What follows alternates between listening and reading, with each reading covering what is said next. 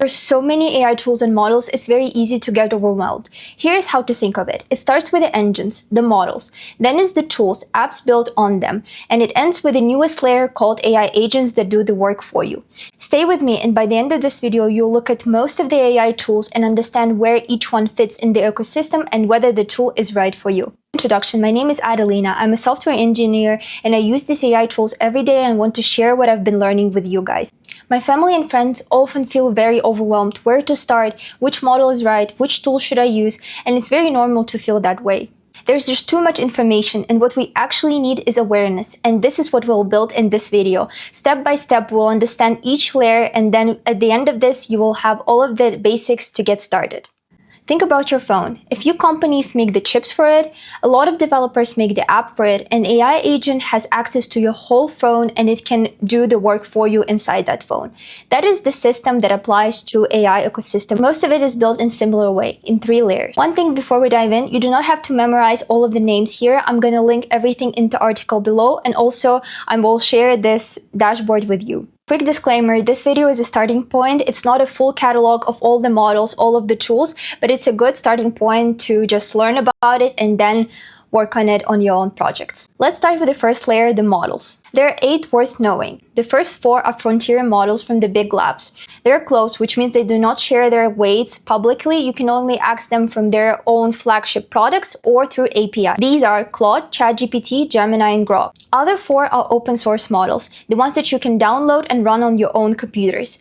These are Mistral, Llama, Qwen, and Deeps. Because they're open, people can fine-tune them, which is a process of taking the base model and training it on the specialized data set. So it can be a special model for law, for medicine, and a lot of AI startups are building these vertical solutions. Let's pause on one column called context window. That is the model's working memory, how much it can hold at once. And it's measured in tokens. In tokens, it's very similar to a word, so it's roughly 3/4 of a word. So you can think of 1 million tokens is about 2,500 pages. That's why you can hand an entire report and ChatGPT can answer a specific question about a line in a book. When you're picking a model, 3 things matter: how well it reasons, how fast it runs, and how much it costs. Different models win on different angles, so I would recommend to go to artificial analysis site that does the testing for all of the different models, and you can see their catalogs, they have different dashboards, they have different graphs, so I would recommend to go there. In my own workflows for coding and for writing, I use Claude.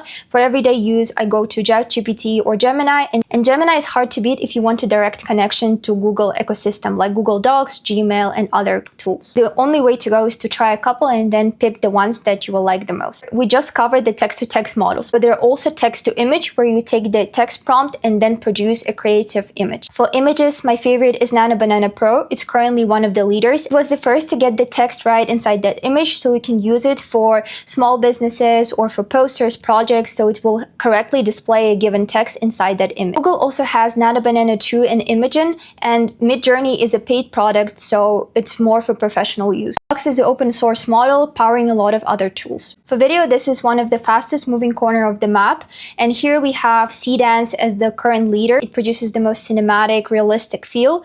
Kling gives you 4K on a paid tier, and they give you a lot of free credits each day. Google has a VO model, and the recent one is 3.1, but they also released a new model, Omni, during their conference. There are also providers that bundle a couple of these foundational models in one place. Amazon Bedrock gives you access to Claude and open source models, and for creatives, there are studios like Hixfield and OpenArt, which give you access to a lot of image and video models. Now moving on to the layer 2 is where models become useful. Tools grouped by one job or a task you would give them. For example, if you do a lot of research or just love learning, I would recommend the NotebookLM. It is a free product. It's very amazing, where you put in a lot of resources and then you get study materials in terms of the podcast, videos, and then you can ask and it will be all cited based on the resources you have. I want to have a separate video on this because it's very essential part of my studying process. Perplexity is a competitor for Google search. They answer the sourced links from the live web instead of the 10 blue pages you get from the Google search, even though Google search also introduced a lot of AI features. One honest recommendation is to verify each source and every fact,